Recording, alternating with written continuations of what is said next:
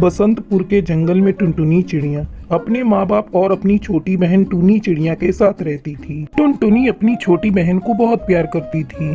उसके माँ बाप किसान थे। जब वे खेत पर काम करने चले जाते थे तब टुनटुनी अपनी बहन की देखभाल करती थी।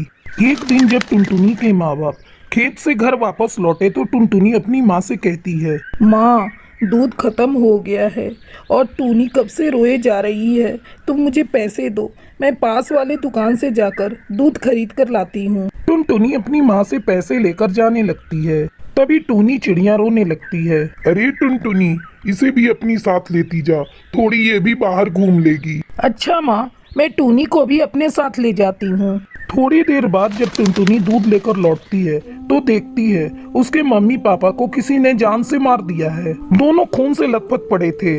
अपने माँ बाप की ये हालत देखकर टुनटुनी चिड़िया रोने लगती है। माँ, पिताजी, आपकी ये हालत किसने कर दी? उठो ना, ये देखो मैं टूनी के लिए दूध लेकर आ गई। उसके रोने की आवाज सुनकर मुनमुन कौवी वहाँ आती है। आंटी, देखो ना, मेरे मम्मी पापा को किसी ने बड़ी बेरहमी से मार दिया। आपने किसी को मेरे घर आते देखा था? नहीं टुनटुनी, मैंने किसी को तेरे घर आते नहीं देखा, लेकिन तू कहाँ थी? मैं टूनी के लिए दूध लेने गई थी आंटी। ये बहुत रो रही थी आंटी, इसीलिए मैं इसको लेकर दूध लाने चली गई थी और जब लौट कर आई तो मम्मी पापा को इस हाल में देखा।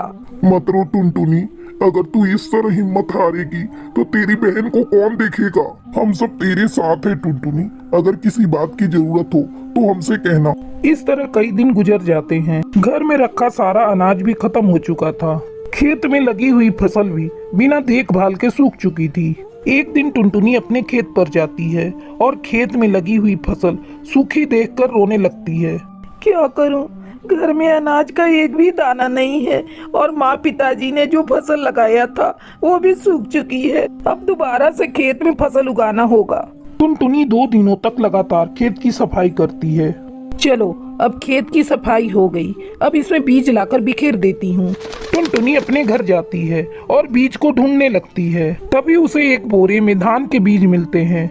अरे, ये तो धान के बीज हैं, मैं इसे ही अपने खेत में बिखेर देती हूँ।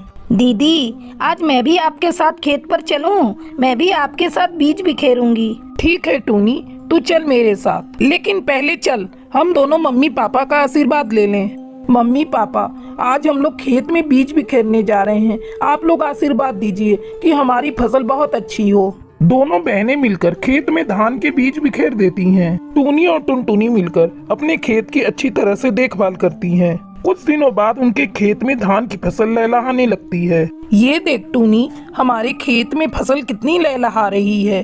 फसल बेचकर हमारी अच्छी कमाई होगी। आज अगर मम्मी पापा जिंदा होते तो बहुत खुश होते।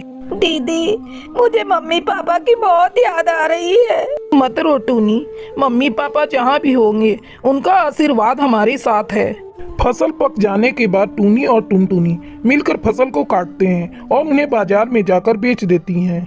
ये देख टूनी, हमें कितने पैसे मिले हैं। हम इन पैसों से अपने लिए बहुत सारा सामान खरीदेंगे। फिर दोनों बहनें मिलकर बहुत सारा सामान खरीदती हैं और खुशी खुशी अपने घर लौटती हैं। दीदी, मुझे भूख लगी है, जल्दी से कुछ खाने को बना दो। तो रुक टूनी, मैं अभी तेरे लिए हलवा बनाती हूँ। आज खुशी का दिन है, हम लोग मीठा खाएंगे। फिर टुनटुनी चिड़िया हलवा बनाती है। इस तरह दोनों बहनें खुशी खुशी रहने लगती हैं।